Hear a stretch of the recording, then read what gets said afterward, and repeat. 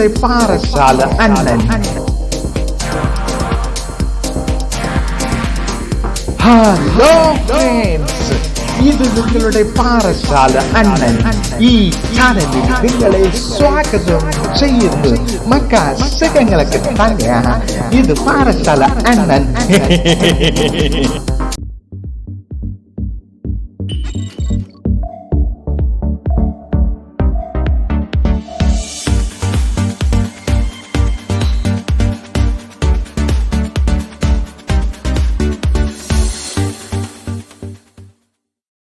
അക്ക മേനി താങ്ക ഇന്ന് എന്തൊരു ചെയ്യാൻ പോകണമെന്ന് നിങ്ങൾക്ക് അറിയാമോ? ഇന്ന് മുട്ടയുടെ ആംപ്ലേറ്റ് ആണ് ഉണ്ടാക്കാനായിട്ട് പോകണത്. വാ, മുട്ടയിൽ ആംപ്ലേറ്റ് എങ്ങനെ ഉണ്ടാക്കാമെന്ന് നമുക്ക് ഇത് നോക്കാം. കുറച്ച് ഈ നമ്മളെ സവാള ഇങ്ങനെ കൊത്തി അരിഞ്ഞ്, കുറച്ച് ഉപ്പ്, കുറച്ച് നമുക്ക് വീട്ടിലൊക്കെ ഉള്ള കുരുമുളക് എല്ലാം പൊടിച്ചെടുക്കണം. ഇതുപോലെ തവ നല്ല ചൂടാവാൻ വയ്ക്കണം.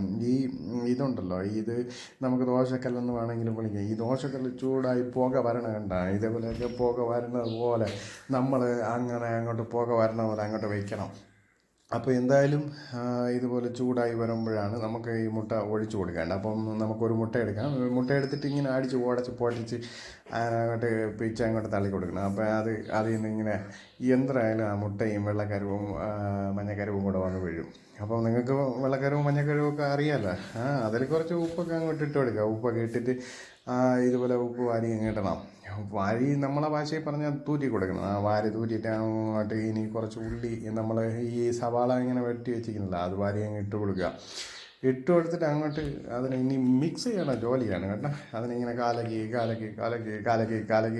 അങ്ങോട്ട് മിക്സ് ചെയ്ത് ഉടച്ച് നല്ല മിക്സ് ചെയ്ത് അങ്ങോട്ട് എടുക്കുക.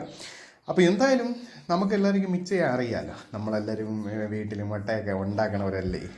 അപ്പോൾ എന്തായാലും നമുക്ക് ഈ മുട്ട ഇങ്ങനെ മിക്സ് ചെയ്തെടുക്കണതിൽ വലിയ സംഭവം തന്നെ. അപ്പോൾ എന്തായാലും ഇതിനെ മിക്സ് ചെയ്ത് നല്ല വെള്ളക്കരും മഞ്ഞക്കരും എല്ലാം കൂടെ രണ്ടും എല്ലാം ഒരുമിച്ച് ഇങ്ങനെ കലർന്ന് വരണമെന്ന് നോക്കണം. ഇപ്പോൾ ഇത് നമ്മളെ ദോശക്കല്ല് നല്ല ചൂടായി കേട്ടോ. അതിൽ കുറച്ച് എണ്ണയൊക്കെ ഇട്ടിട്ട് അതിലിങ്ങനെ വാരി ഇങ്ങനെ അതിനെ അങ്ങ് ഒഴിച്ചു കൊടുക്കണം.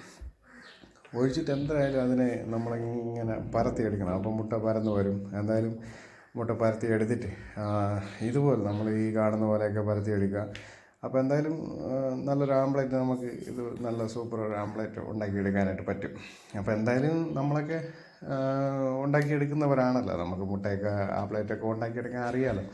ഇനി കൂടുതലായിട്ട് പറയേണ്ട കാര്യമില്ല. എന്നാലും അറിയാത്തവരൊക്കെ കാണുമായിരിക്കാം. അപ്പോൾ അറിയാത്തവർക്കും ഇത് ഒരു വലിയ ഒരു നല്ല മുതൽക്കൂട്ട് തന്നെ ആയിരിക്കും എന്തായാലും. അപ്പോൾ എന്തായാലും നമ്മൾ ഇതിനെ ഇങ്ങനെ ഒന്നുകൂടെ വീട്ടിലിങ്ങനെ ട്രൈ ചെയ്ത് നോക്കണം. അപ്പോൾ ഇത് നല്ല ചൂടായി വരികയാണ്. അപ്പോൾ അടിയിൽ പിടിച്ചാൽ എന്തായാലും നമ്മൾ അതിനെ ഇങ്ങനെ ഇളക്കി മറിച്ചിടാനുള്ള ശ്രമത്തിലാണ്. അത് മറിച്ചിടാനുള്ള ശ്രമം പരാജയപ്പെട്ടില്ല. എന്തായാലും അടിയിൽ കുറച്ച് കറുത്ത് പോയി. നമ്മൾ ഈ കടയിൽ നിന്നൊക്കെ വാങ്ങുന്നില്ലേ, കേക്ക് പോലെ ആയിട്ടുണ്ട്. എന്തായാലും കേക്ക് പോലെ ഇരിപ്പുണ്ട്. എന്തായാലും കേക്കല്ല, ഇത് ആംപ്ലേറ്റ് തന്നെയാണ്. അപ്പോൾ ആംപ്ലേറ്റിൻ്റെ അടിഭാഗം കുറച്ച് കരിഞ്ഞു പോയി. അപ്പോൾ കരിഞ്ഞു പോകുന്നതിന് മുമ്പ് നമ്മൾ എടുത്ത് മറിച്ച് തിരിച്ച് അടിച്ച് അങ്ങ് വയ്ക്കുക. അപ്പോൾ അടിച്ചു കൊടുക്കുക. അപ്പോൾ എന്തായാലും നമ്മൾ ഇനി അതിനെ കോരിയെടുത്ത് പാത്രത്തിലോട്ട് മാറ്റുകയാണ് വേല. അപ്പോൾ എന്തായാലും അടുത്ത മുട്ട എടുത്ത് അടിച്ച് പൊട്ടിച്ച് അതിനെ വെച്ച് നമ്മൾ ഒഴിച്ചിട്ടുണ്ട്. അപ്പോൾ ഇനി നേരത്തെ കണ്ടതുപോലെ തന്നെ നമുക്ക് അതിൽ ഉപ്പിടുക, ആവശ്യത്തിന് ഉപ്പിടുക. ഉപ്പ് കൂടിപ്പോയാൽ നമുക്ക് പാടാണ്. അപ്പോൾ എന്തായാലും ഉപ്പൊക്കെ ഇട്ട് കൊടുക്കുക.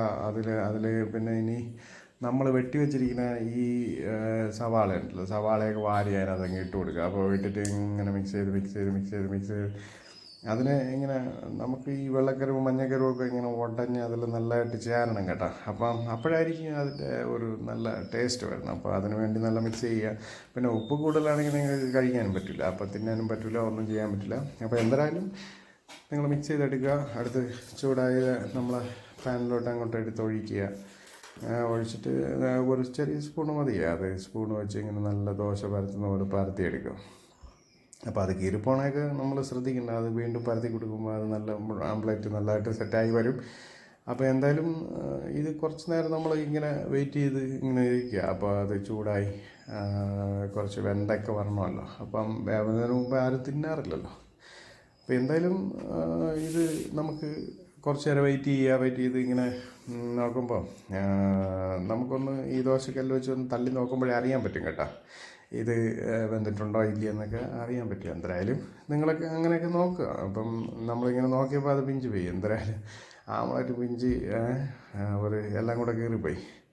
അപ്പോൾ എന്തായാലും ഇനി എന്ത് ചെയ്യാൻ പറ്റും, നമുക്ക് ഇതിനെ എന്തായാലും പരിശ്രമിച്ച് തൂക്കി എടുത്ത് തിരിച്ചടിക്കുക എന്നുള്ളതാണ്. അപ്പോൾ തൂക്കി തിരിച്ചടിക്കാനായിട്ട് നമ്മൾ ശ്രമിച്ചുകൊണ്ടിരിക്കുകയാണ്. തൂക്കി ഇപ്പോൾ തന്നെ തിരിച്ചടിച്ച് കഴിഞ്ഞു. എന്തായാലും പിഞ്ചു പോയാലും ഒരു പ്രശ്നമില്ല.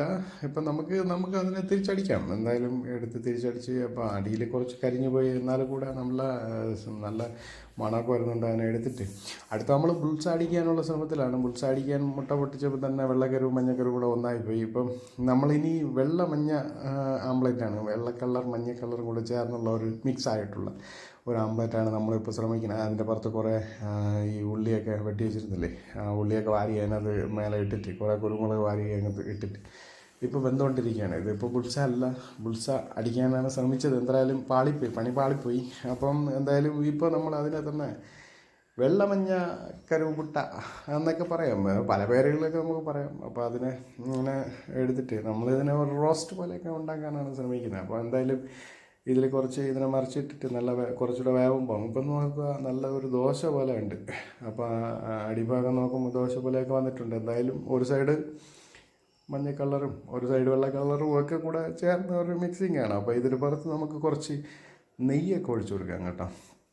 അപ്പോൾ അതിനുവേണ്ടി ഇവിടെ കുറച്ച് നെയ്യ് ഇരിപ്പുണ്ട്. അതിനെ നമുക്ക് എടുത്ത് നെയ്യൊക്കെ ഒഴിച്ച് ഇതുപോലെ നെയ്യ് ഒഴിച്ചിട്ട് അതിനെ ഒരു ചെറിയ സ്പൂൺ വെച്ച് അതിൻ്റെ മുകളിൽ കൂടെ ഇങ്ങനെ കുറച്ച് തടവി കൊടുക്കുക. അപ്പോൾ എന്തായാലും അത് നല്ലൊരു ടേസ്റ്റ് ആയിരിക്കും കേട്ടോ. അപ്പം ബുൾസ അടിക്കാൻ നോക്കിയതാണ്, ബുൾസ അടിക്കാൻ പറ്റാത്തതുകൊണ്ട് നമ്മളിങ്ങനെ ഒന്ന് ചെയ്തെടുത്തതാണ് കേട്ടോ. എന്തായാലും നിങ്ങൾക്ക് പരീക്ഷിക്കാം, നല്ല ടേസ്റ്റ് ആയിരിക്കും, നല്ല മണമുണ്ട്. അപ്പോൾ എന്തായാലും ഇത് നമ്മൾ മിക്സ് ചെയ്യാതെ പൊട്ടിച്ചൊഴിച്ചതാണല്ലോ. അപ്പോൾ എന്തായാലും നല്ല മണമുണ്ട്, നിങ്ങൾ ചെയ്ത് നോക്കും.